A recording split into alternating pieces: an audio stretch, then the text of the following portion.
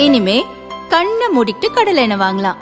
ஏன்னா மந்த்ரா கடலை எண்ணெய் இதயத்தின் தயாரிப்பு. வறுக்க பொரிக்க ஏன் எல்லா சமையலுக்கும் மந்த்ரா தான். மந்த்ரா கடலை எண்ணெய், அபார ருசி, ஆரோக்கியமான உடல் நலம். நெல்லை மாவட்டம் நாங்குநேரி அருகே உள்ள பெரும்பத்து கிராமத்தில் டீக்கடையில் உட்கார்ந்திருந்தவர்களை 3 டூ வீலர்களில் வந்த 9 பேர் கும்பல் அரிவாள், பட்டாக்கத்தி போன்ற ஆயுதங்களால் தாக்கியது. பெட்ரோல் குண்டுகளையும் வீசினர். பிறகு அந்த கும்பல் கடம்போடு வாழ்வு கிராமத்துக்குள் நுழைந்தும் கண்ணில் பட்டவர்களை வெட்டியது. இந்த சம்பவங்களில் 2 பேர் இறந்தனர், 6 பேர் படுகாயமடைந்தனர். சாதி மோதல் காரணமாக இந்த தாக்குதல் சம்பவம் நடந்துள்ளதாக பாதிக்கப்பட்ட மக்கள் குற்றம் சாட்டுகின்றனர். உண்மையான குற்றவாளிகளை கைது செய்ய கோரி சாலை மறியல் போராட்டத்திலும் மக்கள் ஈடுபட்டனர்.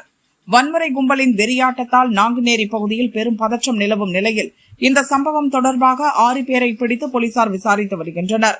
இந்த சம்பவத்துக்கு கண்டனம் தெரிவித்த பாரதிய ஜனதா முன்னாள் தலைவர் அண்ணாமலை வெளியிட்ட அறிக்கையில் கூறியிருப்பதாவது: திருநெல்வேலி மாவட்டம் நாங்குநேரி அருகே உள்ள பெரும்பத்து கிராமத்தில் குடிபோதையில் இருந்த ஒரு கும்பல் ஒரு கிராமத்திற்குள் நுழைந்த பயங்கர ஆயுதங்களுடன் திடீர் தாக்குதலை நடத்தியது. இதில் மாற்றுத்திறனாளி ஜான் மற்றும் செங்கல் சூளையில் வேலை செய்து கொண்டிருந்த ஒடிசாவைச் சேர்ந்த திரிநாத் கட்டா ஆகியோர் கொல்லப்பட்டுள்ளனர். திரிநாத் கட்டா தற்செயலாக அந்த பகுதி வழியாக சைக்கிளில் சென்று கொண்டிருந்த போது கொல்லப்பட்டுள்ளார். இந்த தாக்குதலில் மேலும் 6 பேர் படுகாயமடைந்து மருத்துவமனையில் உயிருக்கு போராடி வருகின்றனர். ஊழல் நிறைந்த திமுக அரசின் கீழ் தமிழ்நாட்டில் சட்டம் ஒழுங்கு மிக மோசமாக உள்ளதையே இந்த சம்பவம் எடுத்துக்காட்டுகிறது. கடந்த 5 ஆண்டுகளில் தமிழ்நாட்டில் 65,000 கிலோவுக்கும் அதிகமான கஞ்சாவும் 8,000 கிலோவுக்கும் அதிகமான சிந்தட்டிக் போதைப் பொருட்களும் பறிமுதல் செய்யப்பட்டுள்ளன. கஞ்சா மற்றும் சிந்தட்டிக் போதைப் பொருட்கள் தமிழ்நாட்டில் எந்த அளவுக்கு தாராளமாக கிடைக்கிறது என்பதை இந்த புள்ளி விவரங்கள் விளக்கிச் சொல்கின்றன.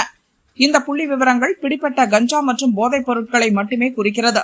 பிடிப்பட்டதே இவ்வளவு என்றால் போலீஸ் சோதனையில் சிக்காமல் போன கஞ்சா போதைப் பொருட்களின் அளவு எந்த அளவுக்கு அதிகமாக இருக்கும் என்பதை ஒருவர் கற்பனை செய்து பார்த்தால் புரியும்.